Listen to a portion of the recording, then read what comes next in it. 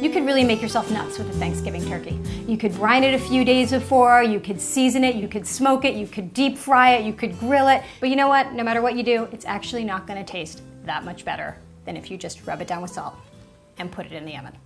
Promise. I like to call this the unturkey because it's unbrined, it's untrussed, and it's unbasted. It is the easiest turkey you'll ever make, and I think one of the best. Just to make my turkey that much more delicious, I'm gonna add some grated citrus zest. I've got lemon. The lemon just adds a brightness. Tangerine is really nice too. Lime, calamansi, clementine, ugly fruit. No, don't use ugly fruit. Some people call this type of seasoning a dry brine. You're helping the turkey lock in moisture. It makes a much richer, more tender bird, a well-seasoned bird, and it's a lot easier than trying to do a wet brine. At this point, you could wrap up your turkey, put it in a couple of layers of plastic wrap, or you could get one of those really large plastic bags that they sell to put turkeys in. I've got some smashed peeled garlic cloves. I've got rosemary, sage, thyme. Okay. And I also have the neck here. Let's put that in the bag. Squish them together a little bit. And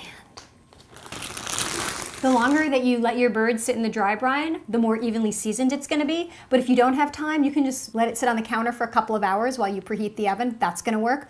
Or even just the day before, and it's all going to make the bird that much better.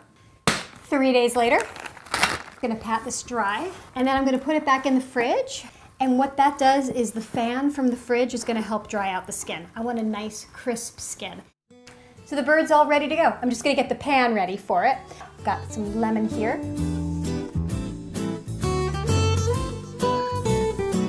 Hard apple cider. You could just use regular apple cider too. Some white wine. You could also just use some turkey stock if you wanted, or even plain water. Come on, little bird, big bird.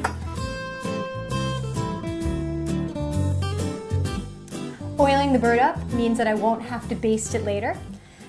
The good thing about not stuffing and not trussing your bird is it'll actually cook a lot more quickly. So that bird over there, which is 10 to 12 pounds, is probably gonna cook in 2.5 hours. I'm gonna start the bird at 450 to give it some nice color on the skin, and then I'm gonna turn the heat down. So now I'm gonna take his temperature just to make sure. I'm looking for 165. Now that's your safe number. You want to hit 165. I do 2 thermometers, and then I kind of check all over just to make sure that it's evenly cooked. Great, we are where we want to be. And now I'm just going to take a nice sturdy wooden spoon, stick it right in the turkey cavity there, and then you move him over to the cutting board. And now he's ready to carve, but before you carve him, you have to call all your friends and family in and make them admire this. My favorite parts, I love the wingtips, crunchy wingtips. I love the tail, the Pope's nose. Basically just fat and skin. Okay, who wants dark meat and who wants white meat? I call the neck. Does anyone really use a carving knife? Like seriously? Right? Can I use my hands?